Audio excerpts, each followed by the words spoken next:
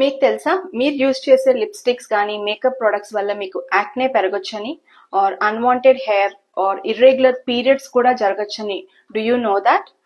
So unregulated cosmetics or cheap cosmetic products like which contain BPA or parabens కానీ ఇట్లాంటివన్నీ ఉండటం వల్ల these cause endocrine disruption. అసలు what are these endocrine disruptors?